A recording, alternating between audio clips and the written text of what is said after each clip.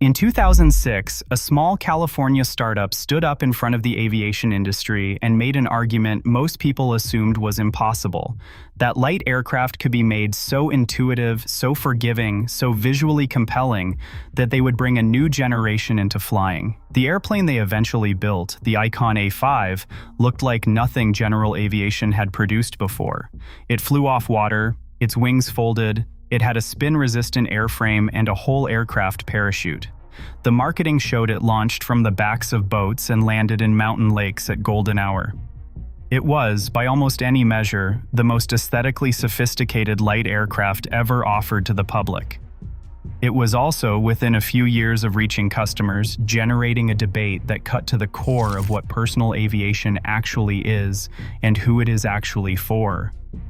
Because the same features that made the A5 look revolutionary turned out to raise a harder question than Piper or Cessna had ever had to answer: what happens when you design an airplane to feel safe, for pilots who are not trained to know what safe actually means? If that question interests you, subscribe now. This channel is about the machines that forced aviation to ask the questions it did not want to ask. To understand what Icon was attempting, you have to understand what general aviation looked like from the outside in the early 2000s. The fleet was aging.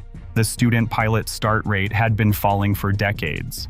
The aircraft that dominated flight schools, the Cessna 172 and the Piper Warrior, were competent, reliable, and visually somewhere between modest and actively unglamorous.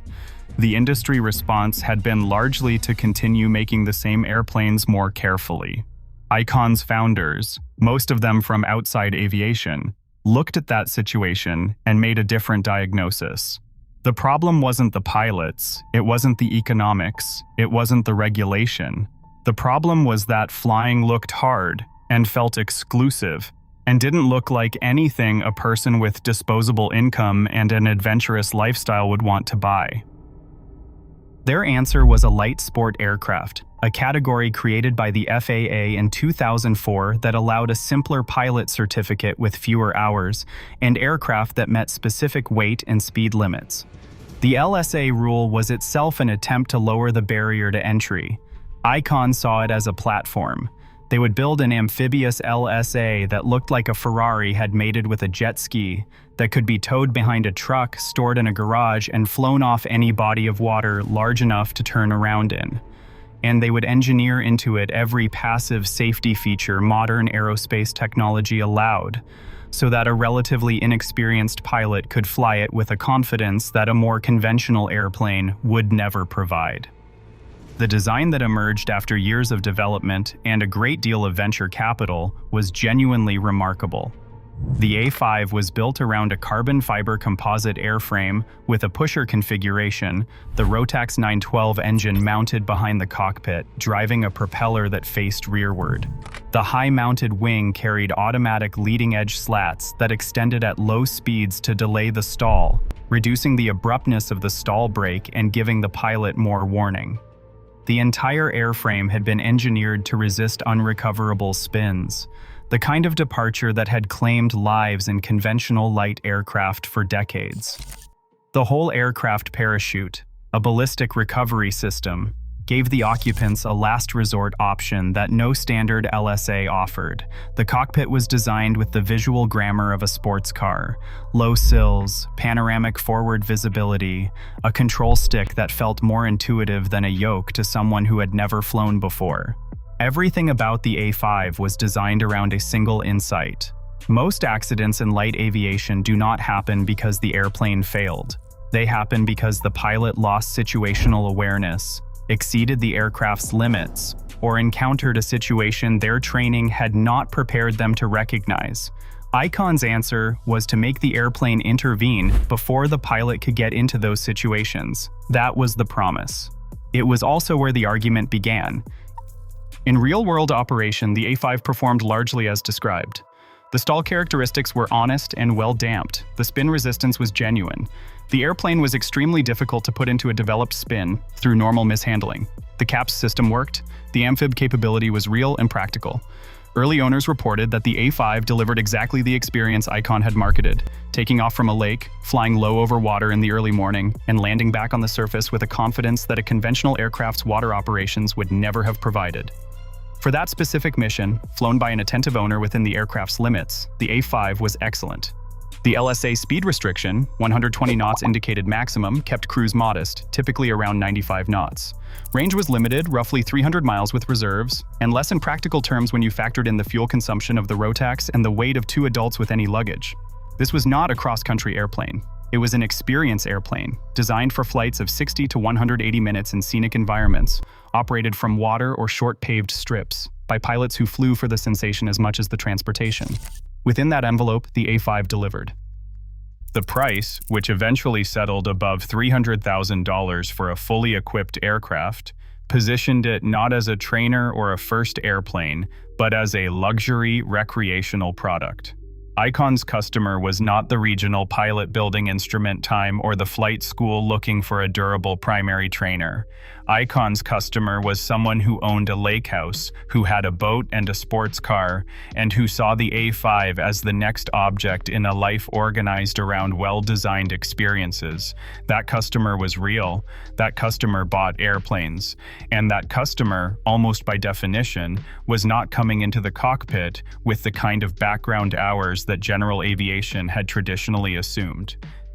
This is where the A5's design philosophy began to carry a weight it hadn't anticipated. The passive safety systems, including the slats, the spin resistance, and the parachute, were genuine engineering achievements, but they communicated something to pilots beyond their mechanical function. They communicated that this airplane was tolerant, that it would catch you, that the margin for error was wide. And for a pilot flying 50 to 100 hours a year in varied conditions in an aircraft that could land on water with all the additional judgment that water operations require, wide margins and genuine safety are not the same thing. Water flying asks things of a pilot that the certification process for a sport pilot certificate, 20 hours minimum, does not fully prepare. Glassy water conditions remove the visual depth cues that tell a pilot where the surface actually is. Confined waterways create go-around scenarios where the parachute is not a useful option. Wind gradient over bodies of water is less predictable than over land. A shoreline approach that looks like generous terrain on a pleasant afternoon can become something different when the light flattens, the wind shifts, and the pilot has only the hours they actually have. The A5 safety systems were designed to protect against specific failure modes. They could not protect against the full range of situations that water and terrain operations generate. The accidents that followed in the first years of the A5's operational life were not the result of mechanical failure or design defect in the traditional sense. They were, in several cases, consistent with the profile of confident, low-hour pilots flying in demanding environments with a level of comfort the airplane's design may have encouraged beyond what their experience justified. Icon responded to this operationally, tightening training requirements, restructuring the ownership program, and requiring higher minimums and ongoing recurrency. Those were serious responses to a serious problem. They were also implicitly an acknowledgement that the original promise had contained an assumption that did not survive contact with the customer base. The aviation community's response to the A5 was divided in a way that revealed more about the community than about the airplane. Experienced pilots and instructors who had spent careers teaching the habits that keep pilots alive in demanding terrain and weather looked at an airplane marketed partly on the reduction of pilot skill requirements and felt a specific kind of concern, one rooted not in jealousy of a beautiful machine, but in familiarity with the accident sequence that begins when confidence exceeds capability. That concern was not irrational. At the same time, the criticism sometimes overstated its case. The A5 was not inherently dangerous. Its passive safety systems were genuine and meaningful. A well-trained pilot, operating within the aircraft's actual envelope, flying in appropriate conditions, had an airplane that was among the most forgiving in its category. The problem was not the engineering. The problem was the narrative gap between what the marketing implied about accessibility and what the operational reality demanded in terms of judgment, a kind of judgment that accumulates with hours and experience and cannot be substituted by a well-designed leading-edge slat. Icon was not the first company to overpromise aviation's accessibility. The LSA category itself was built partly on the premise that simpler certification would bring new pilots in safely, and the data on LSA accidents has been uneven enough to generate its own industry discussion. What made the A5's case sharper was the specificity of the promise, not just that flying could be simpler, but that this particular aircraft had engineered the danger out, and the price point that placed it in the hands of buyers whose motivation was experience, not mastery. What the Icon A5 story actually teaches general aviation is harder to articulate than either its defenders or critics have been comfortable saying. It is not that safety features are bad, they are not. It is not that beautiful airplanes for wealthy buyers are inherently suspect, they are not. It is that the relationship between passive safety systems and pilot confidence is genuinely complex, and that designing an airplane to minimize the consequences of inexperience is not the same as designing a pilot community that can operate it safely over years and varied conditions. Those are different problems, and engineering can address only one of them. Icon tried to solve the cultural and economic barriers to personal aviation, and in doing so built something genuinely beautiful, technically sophisticated, and operationally honest within its limits. The airplane was not the problem. The distance between the product's self-presentation and the realities of the environment it was sold into, that distance was the problem. And it's a distance the aviation industry is still measuring.